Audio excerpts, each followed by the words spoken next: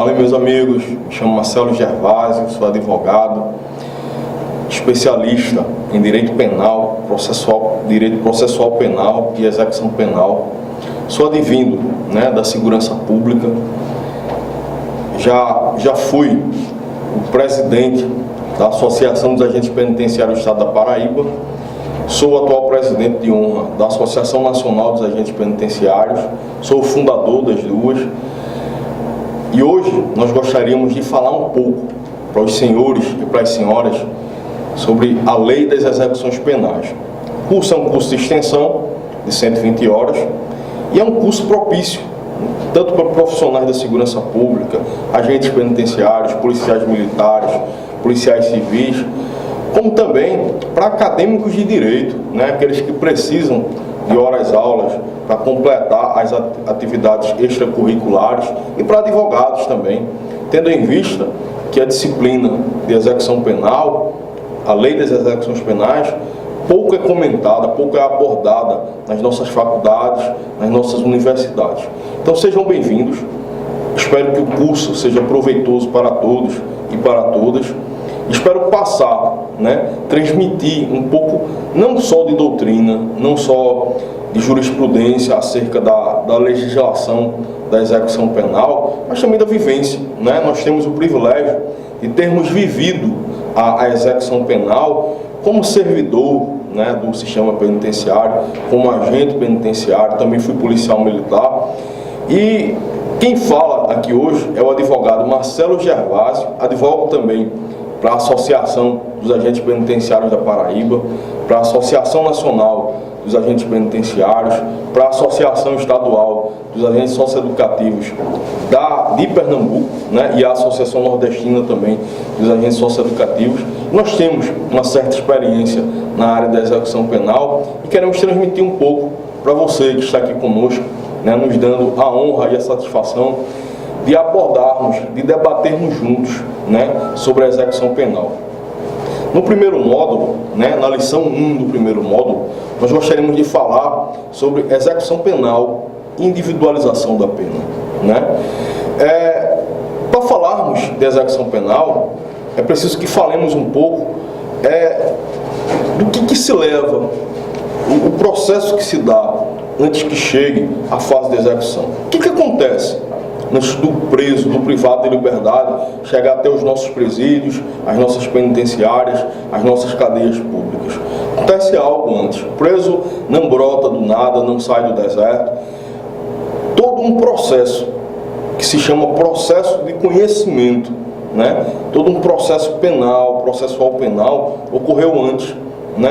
Antes, o privado de liberdade foi denunciado pelo Ministério Público, houve a fase de inquérito antes disso, o processo penal transcorreu, pelo menos na teoria, foi respeitado o contraditório, a ampla defesa, o réu, o acusado, que agora, desta feita condenado, teve o direito a ser assistido por advogado particular ou defensor público. Então teve os seus direitos, pelo menos em tese, constitucionais respeitados.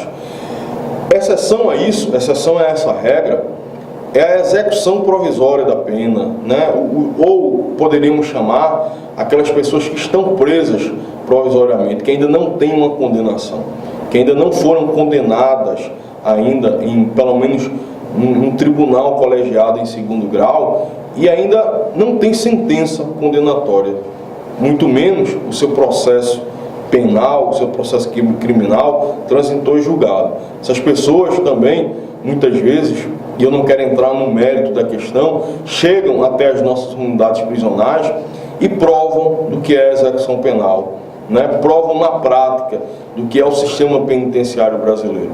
Então, é importante que você, profissional do cárcere, agente penitenciário, policial militar, que trabalha diretamente com a execução penal, policial civil, que aborda essa questão nas carceragens, Muitos presos provisórios estão nas carceragens de polícia civil em todo o Brasil, Você também, estudante de direito, é muito importante a sua participação e desde já lhe agradeço por nos prestigiar nesse curso que versa sobre a Lei das Execuções Penais. Gente, Nós poderíamos falar aqui de diversas coisas, né? Mas vamos falar agora um pouquinho sobre a questão da individualização da pena, né? É preciso nós abordarmos o tema individualização da pena para que você que está em casa, que está de frente para o seu computador, smartphone, me assistindo, conheça o Instituto, né? Que inclusive tem previsão constitucional, gente. Está previsto na nossa Carta Magna que toda pena ela deve ser individualizada. E a pena ela pode ser individualizada, eu acredito que em 3 momentos. Qual que é o primeiro momento que a pena ela já sofre uma certa distinção? Nós entendemos que o primeiro momento, isso consta aí na apostila em anexo do nosso curso, que desde o momento em que a lei nasce, gente, que a lei nasce no Congresso Nacional, o legislador que envia o projeto de lei, ele já faz ali a individualização. Em que sentido, Marcelo? Ele individualiza a partir do momento que para alguns tipos de crime, ele põe no texto da lei uma pena mais branda. Para um crime que causa uma ojeriza maior na sociedade, ele aumenta aquela pena, aumenta a pena mínima, aumenta a pena máxima, de forma tal que o juiz fica preso, quando vai aplicar a dosimetria da pena, ao mínimo ou ao máximo, né? Então, assim, naquele momento, quando a lei penal, quando o tipo penal nasce, o legislador, ele de alguma forma já individualiza. Senão nós teríamos, por exemplo, né, um ditado que eu escuto muito no interior do Nordeste, nós teríamos o ladrão de galinha sofrendo a mesma pena que o traficante, que o corrupto.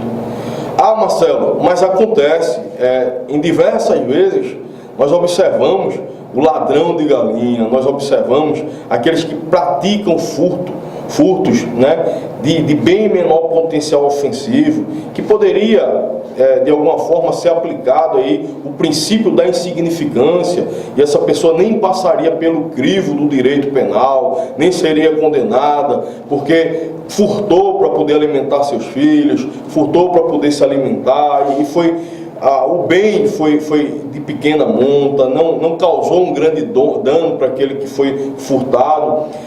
Muitas vezes, Marcelo, a gente vê no sistema penitenciário pessoas que furtam objeto de menor valor passarem mais tempo do que o corrupto, do que o matador, do que aquele que comete um crime absurdo contra a vida. De fato acontece. Infelizmente, como já dizia o velho Renato Russo, as nuvens não são feitas de algodão. Na prática, acontece.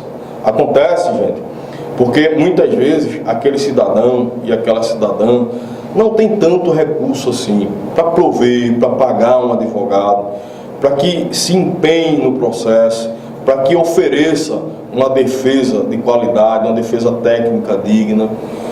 E a pessoa que comete um crime horrendo tem um advogado hábil, tem recursos para poder se defender, para poder analisar o processo, estudar, traçar estratégia. Infelizmente, na prática, nós veremos nos nossos presídios pessoas que não deveriam estar presas, encarceradas, e quem deveria, pelo menos de forma moral, passar mais tempo preso, vai mais cedo para casa. Então, assim, para que você entenda, pelo menos na teoria, a individualização da pena já se inicia no momento da criação do tipo penal, no momento da criação da lei. Marcelo, e qual que é o outro momento que se individualiza a pena? Se individualiza a pena, gente, no momento da aplicação em concreto da pena. Como, por exemplo, digamos que você cometa, ou alguém que você conheça, cometa um tipo penal que a pena mínima seja de 5 anos e a máxima de 15. Próximo, quando se é apresentado os memoriais ou a defesa oral, né, no juiz de conhecimento, no juiz que conhece o processo, no juiz natural que vai julgar o processo, ele vai pesar, ele vai levar em conta muitas coisas, se houve confissão ou não por parte do réu, se o réu é primário, se o réu tem bons antecedentes, se o réu colaborou no processo. A partir daí, ele vai observar qual que é a pena mínima para esse crime. É de 5 anos? Qual que é a pena máxima? É de 15 anos? Mas o réu, ele não comete crimes de forma contumaz. Ele não vive, não tem a sua vida voltada para o crime. Então o juiz pode, nesse caso, gente, quando o réu é primário, de bons antecedentes, quando se mostra, né, de fato arrependido, muitas vezes através da confissão, ele pode perfeitamente aplicar a pena mínima para essa pessoa. Ou uma pena que não seja mínima, seja ali entre a mínima e a máxima de 7, 9 anos. Então esse é o segundo momento, no momento da aplicação da pena em concreto, que se faz a questão da individualização da pena. Se individualiza a pena no momento do julgamento, no momento da sentença. O terceiro momento em que se individualiza a pena é justamente no momento da execução da pena. É quando o privado de liberdade sai do processo de conhecimento. Ele já foi condenado. O processo dele ou já foi julgado por um órgão colegiado em segunda instância, ou já transitou em julgado, e ele vai para os nossos presídios, e a partir daí é aplicada àquele privado de liberdade a lei das execuções penais. E a pena, Marcelo, ela é individualizada nesse momento? Sim, ela também é individualizada nesse momento. Ela é individualizada, gente, porque nós temos pessoas, por exemplo, eu vou citar um exemplo hipotético. Alguém foi condenado numa pena hipotética por homicídio há 20 anos. Essa pessoa, ela pode cumprir essa pena de duas formas.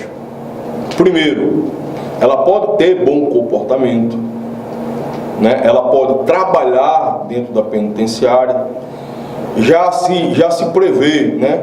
já se em alguns lugares já se dá para remir a pena também através dos estudos, e aquela pessoa que teoricamente sairia com 1/6 ou com 2/5 do cumprimento da pena, pode ter isso reduzido, pode ter esse tempo de progressão reduzido ou aumentado. Ou seja, ela pode ir para o regime semiaberto, né, dependendo da situação, ou aberto, se começar no semiaberto, o cumprimento da pena, mais cedo ou mais tarde, ou ela pode, de repente, em alguns casos, são raros, é verdade, passar todo o tempo da sua condenação, os 20 anos, cumprindo em regime fechado. Nesse momento, e se leva em conta também muito do comportamento do privado de liberdade, existe, né, a terceira fase, o terceiro momento de individualização da pena.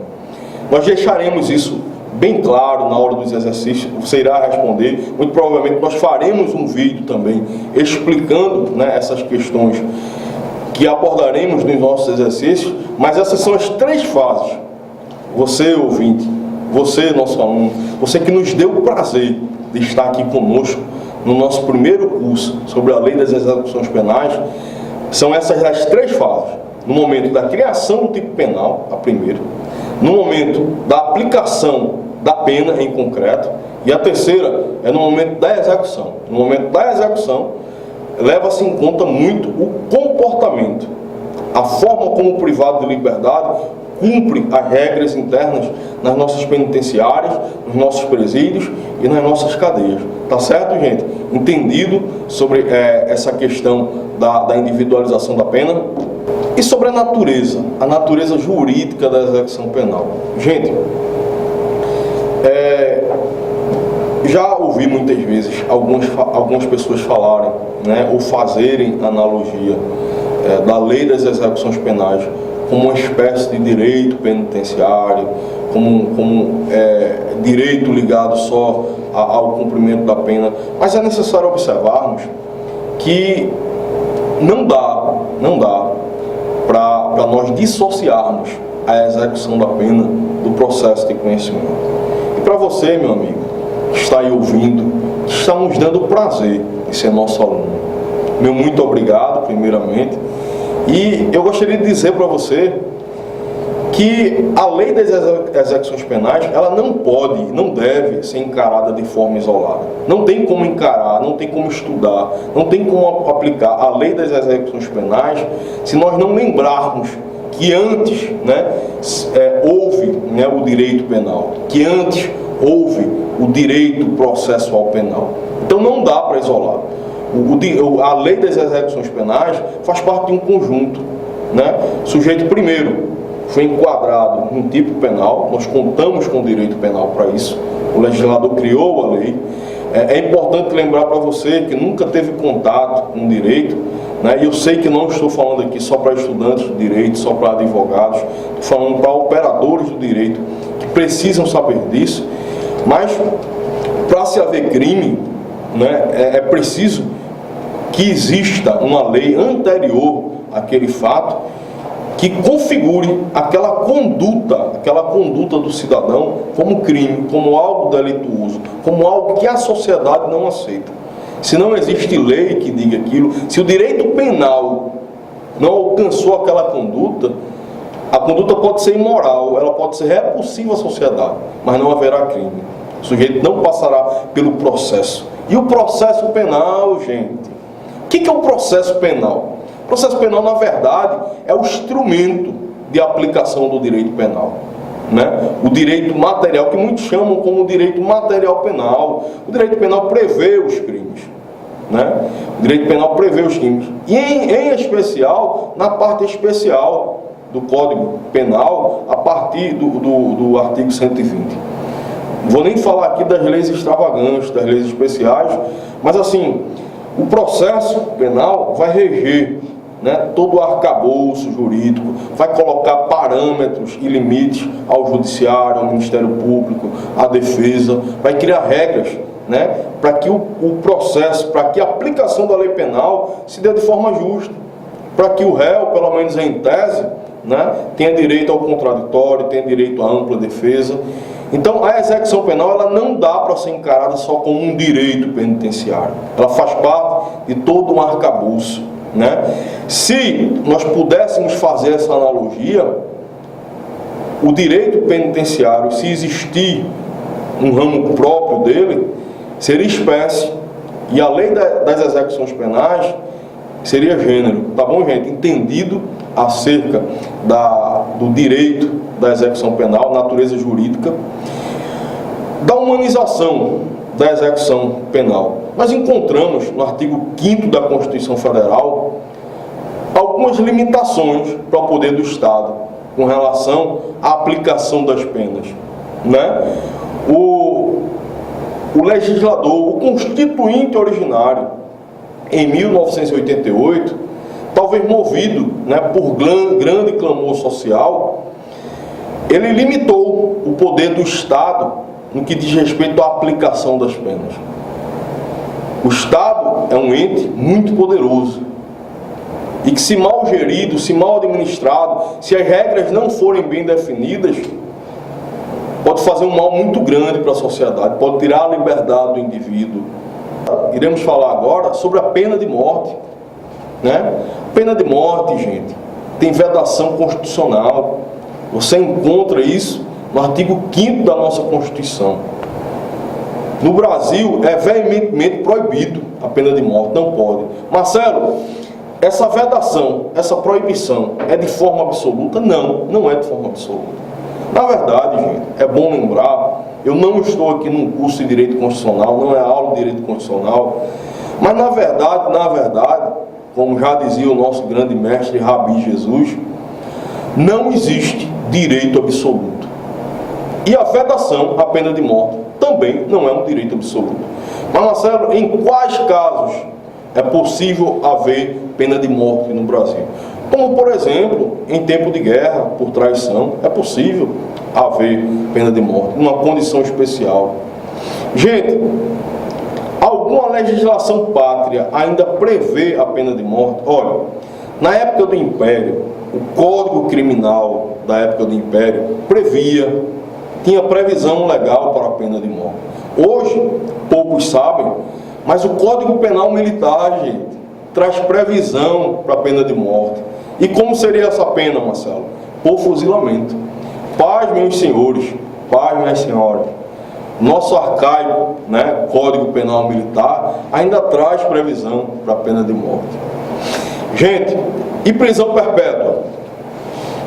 Quando aparecem aqueles casos de grande repercussão no noticiário, quando um pai joga uma filha pequena, indefesa, linda, da janela do prédio embaixo, como aconteceu, salvo o melhor juízo, no caso dos Nardones, né? Aquele pai, aquele cidadão deveria pegar a prisão perpétua porque isso não se faz, é filho. Infelizmente, gente, ou felizmente, sobre isso agora eu me reservo o direito de não emitir juízo de valor. No Brasil existe a vedação constitucional, no artigo 5º da Constituição, da CF, da Constituição Federal de 88, da vedação da pena perpétua. Não pode haver pena perpétua no Brasil. Por mais horrendo que seja o crime, uma hora ele vai ter que terminar. A pena máxima, ou seja, de alguma forma, ninguém poderá ficar preso, por mais que o cidadão ou a cidadã seja condenado a 200, 300, 500 anos. Né? A gente tem um exemplo agora do ex-governador do Rio de Janeiro, se não me engane, se não me falha a memória, a pena dele já passa 200 anos. Pois é, Cabralzinho, não poderá passar mais de 30 anos na cadeia. É vedado qualquer pena de caráter perpétuo. Gente, algo muito importante, principalmente para os meus amigos e as minhas amigas que são agentes penitenciários. Marcelo, o preso é obrigado a trabalhar? Se você ler a lei das execuções penais de carreirinha, você vai observar que de alguma forma a LEP obriga, né, e deixa o preso obrigado a trabalhar se for ordenado. Stop, calma, bebam água, muita calma nessa hora. Não façam isso. Não façam isso. Por quê?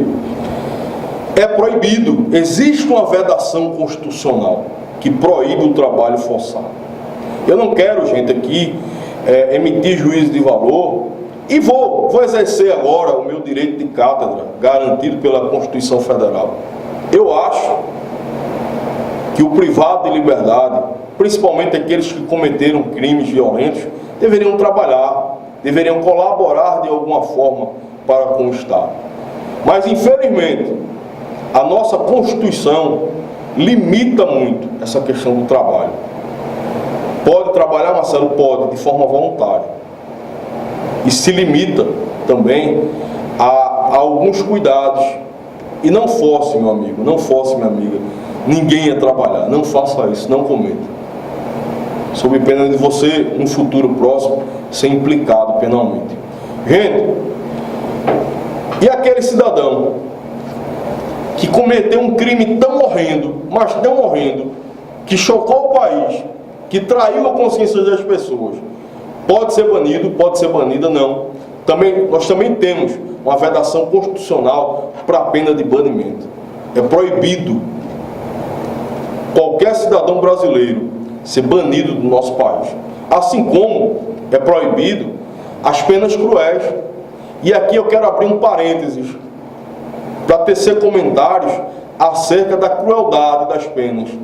Porque na teoria está tudo muito bonito, está tudo muito bem empregado.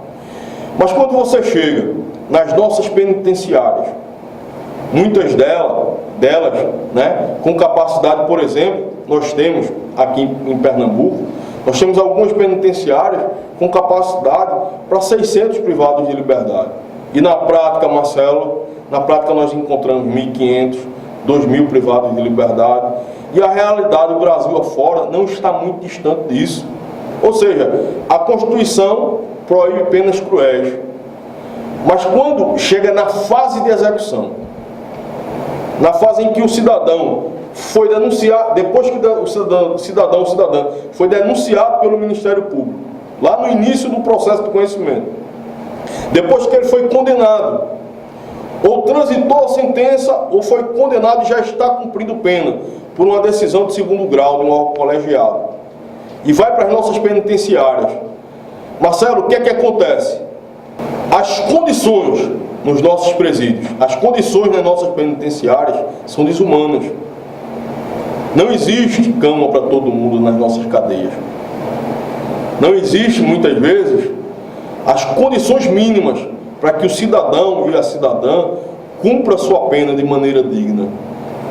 Então, infelizmente, esse dispositivo constitucional de vedação das penas cruéis não é cumprido nas nossas penitenciárias. Ah, Marcelo, mas eu estou sentindo uma postura sua muito pró-privado de liberdade. Não, gente. O que é importante? Eu prezo muito pela garantia, pela segurança legal. Porque aquele cidadão que está preso, ele está cumprindo a sua pena. De alguma forma, eu sei, gente, que para efeito didático, a pena no Brasil ela não tem um caráter de punição. No final das contas, ela tem um caráter muito mais educativo, ela foi feita para ressocializar, para reinserir, mas na prática, o cara que foi condenado, que passou por um processo, que o processo em si já é uma punição tanto para ele como para a família, e chega nas nossas penitenciárias, ele chega para cumprir uma pena. Ele não chega para ter a dignidade humana ferida. Ele não chega para ter os seus direitos mínimos de respeitados. Aí você me diz, mais uma vez, Marcelo, você está defendendo os privados de liberdade. Não, gente, não é só isso. Nós temos que usar da inteligência também. Porque aquela pessoa que está presa, que está passando por pena cruel, muitas vezes, nas nossas penitenciárias, falta comida para os privados de liberdade. Um dia, essa pessoa, esse cidadão, essa cidadã, vai voltar para a sociedade. E a pergunta que eu quero deixar para você agora, como reflexão, é: como você desejaria que essa pessoa voltasse? Como alguém reinserido? Ou como alguém que teve a sua capacidade para o mal potencializada em 10, 20 vezes? O processo em si já é uma tortura, já é uma punição, né? Já aconteceu com algumas pessoas próximas a mim. Eu cito um exemplo. Na época que eu fui policial militar, em 2007, houve um caça às bruxas na PM do Rio Grande do Norte, e eu vi alguns companheiros meus que foram cumprir provisoriamente ou ficaram presos preventivamente lá no Pará, nos estados do Norte, foram afastados da família, e depois essas pessoas foram inocentadas. Depois ficou claro que se tratava, na verdade, de uma perseguição política para que se fosse dada uma satisfação à sociedade. Aquelas pessoas pagaram pena, a família pagaram pena, a família foi torturada, a família foi massacrada durante o processo. Então, assim, gente, é preciso nós acordarmos para a realidade, é preciso nós entendermos que vivemos num Estado democrático de direito. Não estou defendendo aqui aqueles que praticam crime, muito pelo contrário. A polícia tem que intensificar todo o seu aparato de investigação e, se for o caso, prender mais pessoas. Mas nós precisamos respeitar o contrato social. Nós precisamos respeitar os princípios constitucionais e as leis vigentes. Errou, falhou, foi condenado, transitou em julgado, vai cumprir a pena. Mas a família não precisa ser torturada por isso. Aquele que vai ser inocentado no final, nós temos que criar meios para que não pague a pena já durante o processo e entre muitas vezes num processo de depressão e acabe com seus sonhos futuros. Estou falando para você, meu amigo, minha amiga, que está aí do outro lado ouvindo, e posso estar lhe chocando nesse momento. Mas você pode ser vítima disso aí um dia. Então é muito importante que todos nós nos engajemos para que a lei, para que os princípios constitucionais sejam cumpridos. Os inocentes pagam, gente, num processo também. A família paga junto. Todo o núcleo familiar padece junto no processo penal. Então não existe necessidade do cidadão ou a cidadã delituoso, o cidadão infrator, ser torturado, ter a sua dignidade humana ferida dentro das nossas unidades prisionais. É muito importante que os direitos mínimos, que as garantias mínimas constitucionais da dignidade, da não tortura, das não penas cruéis sejam respeitadas, para que as pessoas não saiam dali, com o potencial para um crime muito maior do que entraram, né? É importante que o Estado brasileiro dê oportunidade para os privados de liberdade trabalharem. Escuto muito no seio da sociedade as histórias falando que os privados de liberdade não querem trabalhar. Gente, eu já fui diretor de unidade prisional. Na verdade, a grande maioria queria trabalhar quando eu era diretor. E não tinha vaga para todos. O Estado brasileiro não proporcionou as condições mínimas para aqueles privados de liberdade poderem se reinserir na sociedade. Ah, Marcelo, os nossos presídios estão superlotados porque errou e vou usar com a licença da palavra aqui para os meus ouvintes, para os meus alunos, tem que se lascar. Errou, tem que pagar a pena, tem que se lascar. Não, gente. Na verdade, no nosso país não tem tanta gente assim que comete crime. Na verdade, poucas pessoas têm coragem de falar isso que eu vou falar agora. Proporcionalmente, por exemplo, nós temos quase a metade da população carcerária dos Estados Unidos. Então, esse dado em si já te fala muita coisa, já nos fala muita coisa. O que nós precisamos é investimento do Estado nos nossos presídios, construção de unidades prisionais. E a pena também não termina depois do cumprimento.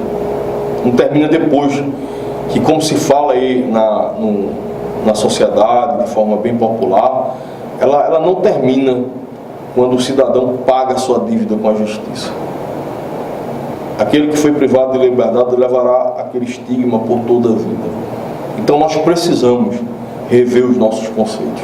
Sim, nós precisamos reforçar as nossas polícias para que elas investiguem mais. E se for o caso, prendam mais. Nós precisamos ter regras e limitações na nossa sociedade. Mas também nós precisamos criar mecanismos para que os nossos presídios funcionem como estão previstos na Constituição.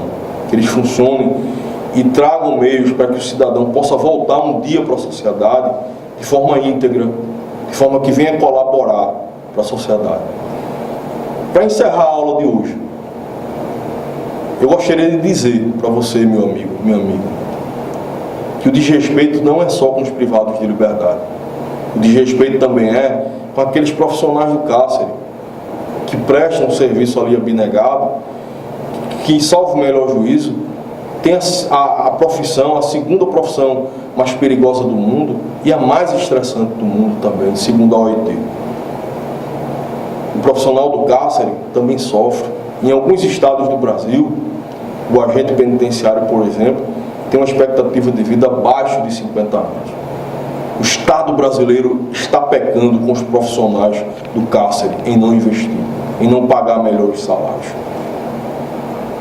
E eu gostaria de trazer você à reflexão, já que nós estamos falando da lei das execuções penais, gostaria de terminar essa aula, nossa primeira aula, com esta pergunta: como é que você gostaria de ter um sistema penitenciário? Mesmo tendo raiva do cara que errou, mesmo tendo raiva da pessoa que delinquiu, que roubou, que matou. Mas eu queria que você deixasse o emocional um pouquinho do lado agora. No final disso tudo, quando acabar o processo, quando acabar a pena, que aquela pessoa for colocar os pés fora do presídio, fora da penitenciária, quem que você gostaria de encontrar? Alguém melhor, reabilitado? Alguém arrependido? Ou um monstro? Pois é, sim, meu amigo. Sim, meu amigo. Os nossos presídios são fábricas de monstros. Pois bem, meu amigo e minha amiga, encerramos o encontro de hoje. Quero te agradecer por estar comigo aqui, por estar conosco aqui nesta aula, né? Eu espero ter te agradado. Esse curso, né, vai atingir os profissionais do cárcere, policiais militares, servidores da segurança pública no geral, estudantes de direito, advogados. E você está me dando a honra e o prazer de ser pioneiro junto comigo nesse projeto. E na próxima aula nós continuaremos e entraremos de maneira mais profunda e teórica na LEP. Te encontro lá.